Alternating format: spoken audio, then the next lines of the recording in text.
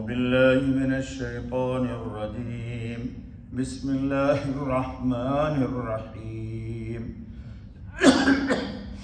وما هو على الغيب بضنين وما هو بقول شيطان رجيم فأين تذهبون إن هو إلا ذكر للعالمين. صدق اللہ العظیم. دوستو یہ سورہ تکویر کی آیت 24 سے آیت 27 تک پڑھی گئی.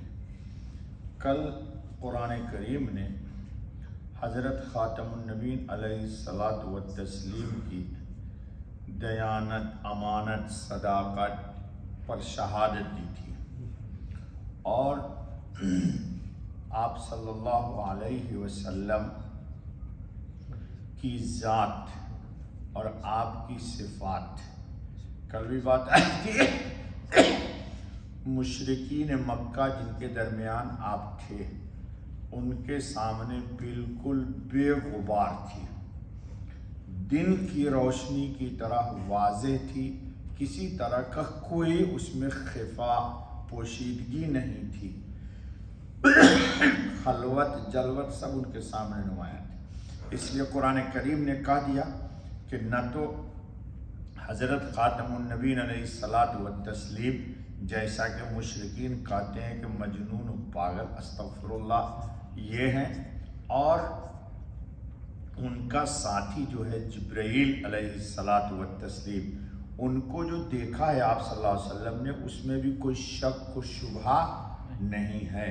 جبرائیل اس دنیا کے امین ہیں، حضرت خاتم النبیین اس دنیا میں امین ہیں. وہاں ان سے بڑا کوئی امین نہیں، یہاں اس دنیا میں ان سے بڑا کوئی امین نہیں. وہاں اس دنیا میں سارے فرشتے جبرائیل کی مانتے ہیں، اور یہاں حضرت خاتم النبیین علیہ الصلاۃ والتسلیم کی قیامت تک ابرار، اخیار، اتقیاء، صلحاء، صالحین، صدیقین، جتنے بھی مومنین کاملین ہیں، وہ اطاعت رسول کی بنیاد پر ہی ان کو ولایت ملتی ہے. وہ کسی کا فارسی میں شعر ہے غالباً شیخ سعدی کا کہ خلاف پیمبر کسے رہ گزید کہ ہرگز بمنزل نہ خواہد رسید. حضرت صلی اللہ علیہ وسلم کے طریقے سے ہٹ کر کوئی اگر چاہتا ہے کہ اللہ تک پہنچ جائے تو قیامت تو آ جائے گی، لیکن وہ اللہ تک نہیں پہنچے گا، کیونکہ خود حضور حضرت خاتم النبیین اللہ کے مقرب ہیں. جو ان کے قدم پہ قدم رکھ کے چلے گا وہ بھی اللہ تک پہنچ جائے گا. اب آج جو آیت آ رہی ہے، اس میں حضرت صلی اللہ علیہ وسلم کو مشرکین نے کہا تھا نا کہ یہ مجنون ہے، تو وہ بھی دفاع کر دیا. کہا کاہن ہے، تو اس کا بھی قرآن دفاع کر رہا ہے. اور اللہ رب العزت نے حضرت خاتم النبیین علیہ الصلاۃ والتسلیم پر جو غیب کے علوم کھولے، مثال کے طور پر ہم آخری امت ہیں، ہمارے بعد اب کوئی نیا نبی نہیں، نئی امت نہیں. آدم علیہ الصلاۃ والتسلیم سے لے کے حضرت صلی اللہ علیہ وسلم تک جتنے بھی انبیاء آئے اور ان کی کیا تعلیمات تھیں، اور قوم نے مانا تو اللہ نے ان کو کیا عطا کیا، اور جس قوم نے نہیں مانا تو اللہ نے کس طرح ان کو رسوا اور ذلیل کیا، اس کی تفصیل بھی گزر چکی ہے. کسی کو ہوا کے ذریعے، کسی کو طوفان کے ذریعے، کسی کو آواز کے ذریعے، کسی کو مختلف ذرائع سے اللہ نے ان قوموں کو جنہوں نے اپنے وقت کے نبی کی نافرمانی کی، ان کو تباہ و برباد کر دیا. تو یہ خبر بھی ہم کو معلوم نہیں تھی. یہ ساری کی ساری غیب کی خبریں جو ہم کو نہیں معلوم تھی، یہ سب کس کے ذریعے سے ہم تک آئی؟ حضرت خاتم النبیین محمد الرسول اللہ صلی اللہ علیہ وسلم کے ذریعے. اللہ اسی کو کہتے اس آیت میں وَمَا هُوَ عَلَى الْغَيْبِ بِضَنِينٍ، اور یہ غیب کی بات بتانے میں بخیل نہیں. کون؟ حضرت محمد خاتم النبیین علیہ الصلاۃ والتسلیم. یعنی یہ پیغمبر ہر قسم کے غیب کی خبر دیتے ہیں، ماضی سے متعلق ہوں یا مستقبل سے، قیامت تک کی ساری خبریں دے دی۔ اور قیامت کیا ہے دوستو؟ قیامت کے بعد آپ کے ساتھ کیا ہوگا، میرے ساتھ کیا ہوگا، یہ بھی رسول اللہ نے قرآن میں خبر دے دی اللہ کے خبر دینے سے۔ اب آپ کہیے گا مولوی صاحب ہمارا کہاں تذکرہ ہے وہاں پر؟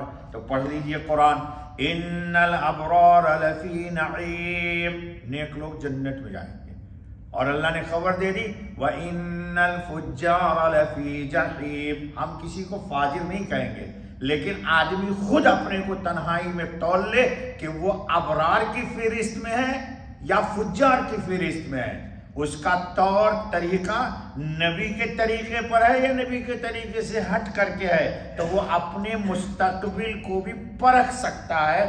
یہ کمال ہے حضرت خاتم النبیین علیہ الصلاۃ والتسلیم کی کتاب کا۔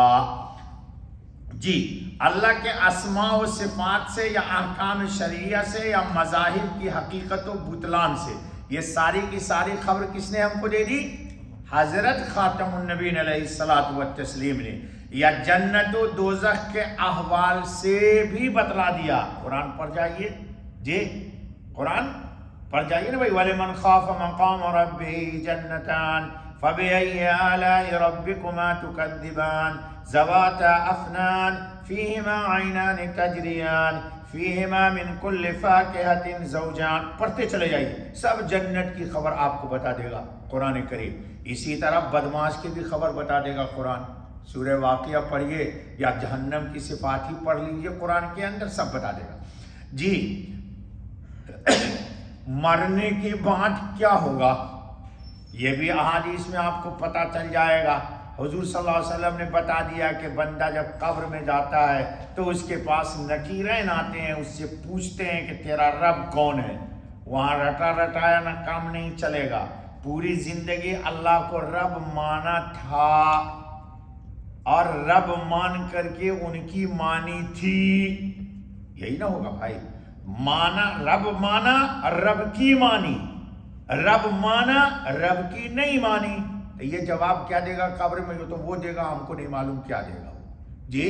اور اگر مان کے گیا ہے تو اللہ زبان پہ جاری کر دیں گے۔ بہرحال جی، ان غیب کی خبروں کو بتانے میں حضور صلی اللہ علیہ وسلم بخیل قطعاً نہیں ہے بھائی۔ 30 پارہ قرآن آپ کو سنا دیا حضور صلی اللہ علیہ وسلم نے، کتنے مبارک لوگ ہو آپ۔ یہ بات اور ہے کہ آپ کے پاس ٹائم نہیں ہے آج قرآن کریم پڑھنے کے لیے، اور موبائل میں لیفٹ رائٹ دونوں انگوٹھے سے کرنے کا بڑا ٹائم ہے۔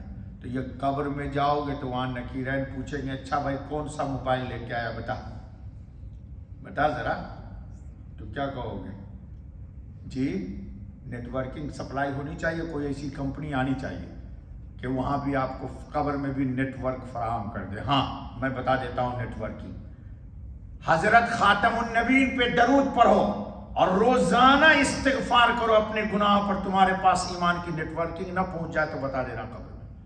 لیکن اس کی تو فرصت ہی نہیں، دوست لوگ موبائل میں لگ کے سو جاتے۔ جی، آج کی دنیا تو بڑی عجیب دنیا ہو گئی، اللہ نے ہم کو بچایا، اللہ آپ کو بھی بچایا دوست۔ جی، بہرحال ہمارے حضور صلی اللہ علیہ وسلم غیب کی خبر بتانے میں بخیل نہیں، اور آپ کے نبوت کی سب سے بڑی دلیل یہ ہے کہ آپ کاہن نہیں ہیں۔ کسی بھی جاؤ جادوگیر کے پاس، یا وہ لوگ جو جادو ٹونا کا علاج کرتے ہیں، کیا کرتے ہیں مجھے نہیں معلوم کیونکہ میں استاد فن کا آدمی نہیں ہوں، تو سب سے پہلے آپ کو کہیں گے آپ کو 2000 5000 6000 20000، کوئی کہے گا بکرا لاؤ، کوئی کہے گا بکری لاؤ، کوئی کہے گا کچھ لاؤ جی۔ تو کاہن اجرت لیتا ہے، اور آپ نے کہا ٹھیک ہے میرا جادو کاٹ دو، آپ سے 5000 اینٹھ لیا، پھر دوبارہ جاؤ کہ وہ تو میں نے کاٹ دیا تھا لیکن کیا کروں، پھر تم پر کر دیا۔ وہ ہر دن تم پر مصیبتیں ڈالتا رہے گا اور پیسہ اینٹ کے اپنے پیٹ کو بھرتا رہے گا۔ نبی کبھی بھی اجرت، نبی کبھی بھی، اور جو نبی کے نقش قدم پر لوگ ہیں وہ لوگ بھی روکڑا نہیں مانگتے۔ یہ بہت بڑا فرق ہے حق اور باطل کا۔ چلو نہ نذرانہ نہ بخشش، پھر کاہن کا لقب ان پر کیسے چسپاں ہو سکتا ہے؟ اگر یہ کاہن ہوتے حضرت صلی اللہ علیہ وسلم تو لوگوں سے مان لیتے نا، کبھی کسی سے مانگا، اللہ کی قسم کبھی کسی سے نہیں مانگا، کوئی ثابت تو کر دے مائی کا پوت جی۔ لہذا یہ اپنی بات سے انسان کو پلٹ جانا چاہیے، اور کبھی بھی اپنی باتوں میں قرآن کریم میں کوئی بات، کاہن کیا کرتا ہے؟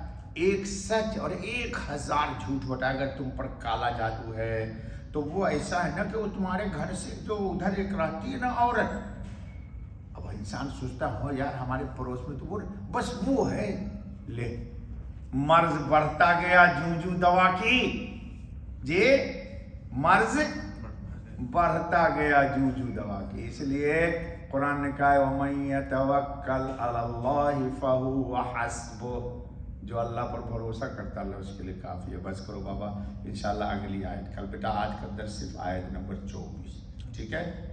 چلو، اللہ ہم سب کو ایمان عطا فرمائے، اللہ سے تعلق جوڑو، جادوگروں سے تعلق توڑو۔